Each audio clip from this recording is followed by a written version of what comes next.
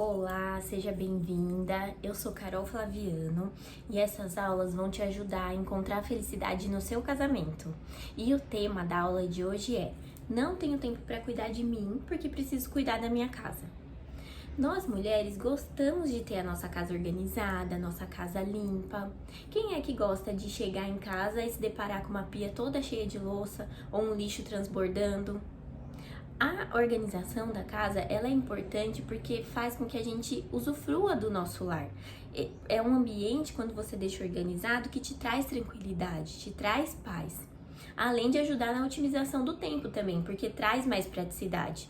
Então, não tem problema organizar a casa. O problema é quando você organiza a casa, quando essa busca incessante por organizar a casa, ela te impede de cuidar de si. Então, tem uma diferença entre cuidar da casa e cuidar só da casa. Quando você cuida da sua casa, sem exageros, você permite que a sua casa ela fique suficientemente limpa e organizada para que essa sujeira e essa bagunça não te atrapalhem. Você já ouviu aquele ditado que até o remédio, que quando exagero, ele vira um veneno? A diferença entre um remédio e um veneno ela é só a dose. Até a água em exagero ela mata. Então, quando você só cuida da casa, o que era para ser um remédio se torna um veneno, porque você não tem mais tempo para si, para se olhar, para se gostar. Eu não digo só fisicamente, olhar para si fisicamente, mas olhar para dentro de você, entender, conhecer os seus sentimentos, para você começar a se admirar. Porque quantas mulheres não admiram as outras na TV, na internet, gosta do jeito que se veste, do jeito que fala, do jeito que se posiciona. Só que aí não para olhar para si, para buscar essas qualidades em si, para se admirar. E qual que é a influência desse tipo de comportamento no seu casamento? Então, quando você fica só cuidando da casa, você faz com que esse papel de dona de casa, ele se torne o seu papel principal. Sabe a novela que tá passando no Pantanal? Tem a Maria Bruaca, né?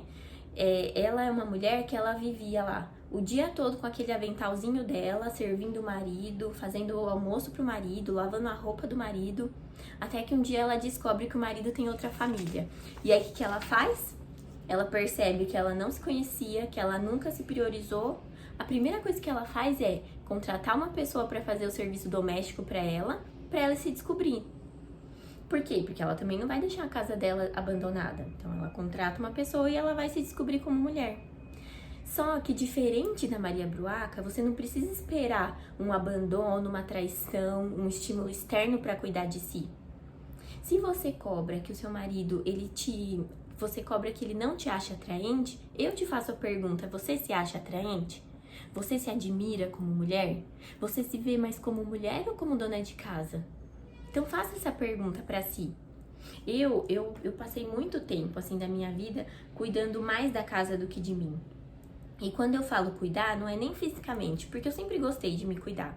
Quando eu falo me cuidar, é me conhecer mesmo, é conhecer os meus sentimentos, entender, buscar experiências do que eu gosto, do que eu não gosto. Então, na minha casa, eu queria deixar tudo impecável, só que os meus sentimentos, eles ficavam sempre bagunçados, eu não dava importância pra isso. Na verdade, eu meio que fugia desse assunto porque eu não sabia identificar direito o que eu sentia. Então, o que eu fazia? Eu colocava as tarefas da casa como sendo mais importante do que isso. E assim, o Wellington, ele é uma pessoa que ele foi criado, ele tem uma criação que ele nunca precisou cuidar, fazer as tarefas da casa. Então, quando a gente casou, foi difícil, porque ele não via bagunça, ele não via sujeira. E eu tive uma criação totalmente diferente. A minha mãe, desde pequena, ela me ensinou a organizar minhas coisas, ajudar ela com as tarefas da casa. Com 10, 12 anos, eu já ajudava ela a cozinhar. Então, quando a gente teve, né, esse choque de bagagens, aí começou briga, começou desentendimento. Por quê? Porque ele não via a bagunça do jeito que eu via. Pra ele tava tudo bem, pra ele tava tudo, né? Não sei porque você quer isso agora, entendeu? Pra mim era diferente. E aí, o que acontece? Quando eu apliquei essas dicas aqui que eu vou dar pra vocês e algumas outras que eu ensino no curso, no Elo no Lar, aí a gente começou a se entender. A gente começou a dividir as tarefas da casa. Hoje eu sei que eu posso ficar sossegada, que eu deixo o Wellington com o Pedro e eu sei que ele não vai botar fogo na casa, não vai deixar tudo bagunçado para quando eu chegar ter que arrumar. No ano passado, eu tive uma auditoria que eu precisei 2 semanas chegar bem mais tarde, né, do que meu horário. Acho que eu chegava umas 8, 9 horas da noite. E eu sempre chegava e aí o Pedro já tava, né, já tava de banho tomado, já tinha jantado, o El já tinha organizado a casa. Então eu sabia que eu podia contar com ele. E é isso que eu quero explicar pra vocês, é a primeira dica que eu dou. Vocês têm que pedir ajuda. Peça ajuda. Peça ajuda pro seu marido. Conte com a colaboração dos seus filhos. É importante a gente pedir, porque se a gente ficar esperando com que eles se prontifiquem para fazer alguma coisa, a gente vai esperar sentado, porque raramente isso acontece. Então, com a ajuda das outras pessoas, você vai conseguir manter a sua casa organizada e conseguir ter esse tempo para si. Só que uma coisa que você tem que prestar atenção e não pode cair na armadilha é de querer usar esse tempo para fazer alguma outra coisa da casa. Então não caia nessa armadilha. Eu já vou te explicar no passo 3 aqui o que você vai fazer com esse tempo livre. Então vamos aqui para o passo 2.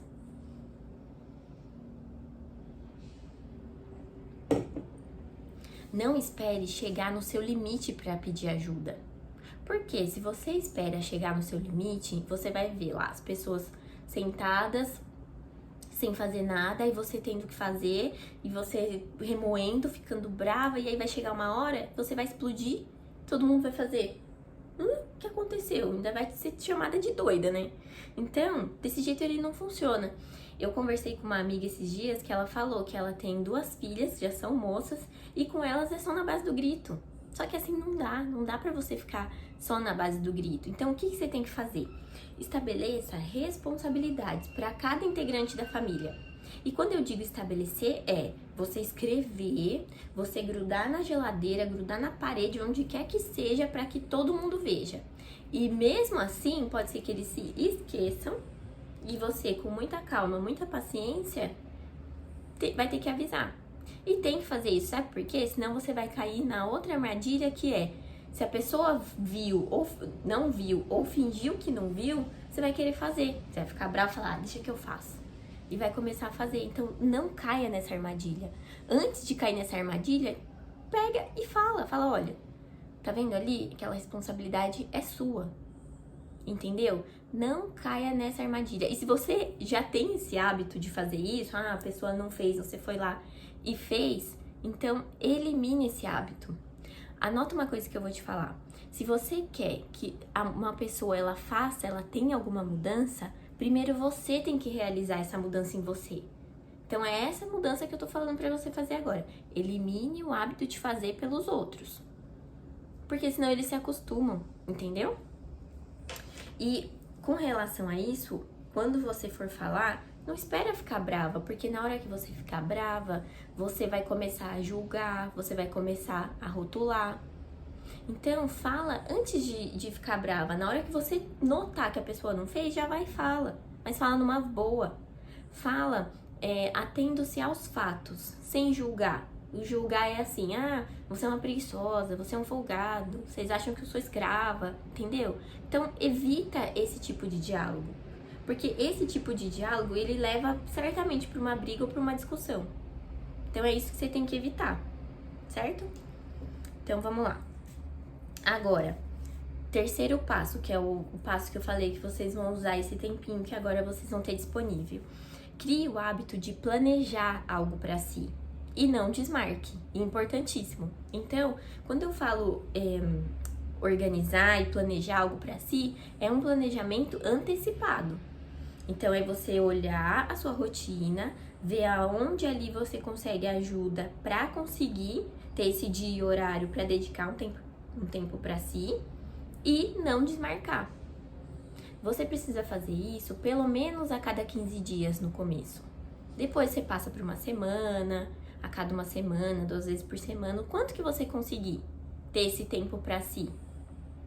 Esse passo, ele vai te ajudar a sempre fazer algo para si, sem deixar de ter a sua casa organizada, porque agora você tem a colaboração.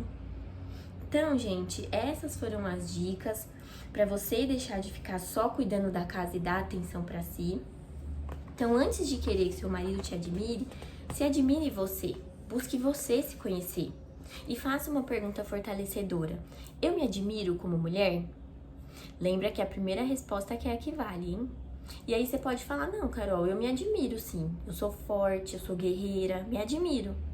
Ótimo, muito bem, parabéns, é isso mesmo. Então, se você se admira, se você consegue se admirar, então você também consegue entender que não é todo dia que você tá bem. Todo mundo tem dias bons e dias ruins. E o que você tem que fazer é se acolher nos dias ruins. Até os guerreiros precisam descansar. E se você respondeu não, eu não me admiro, então comece agora a aplicar, não só ouvir, mas aplicar as dicas que eu tô dando aqui. Comece a fazer isso, dê esse primeiro passo para você começar a se descobrir.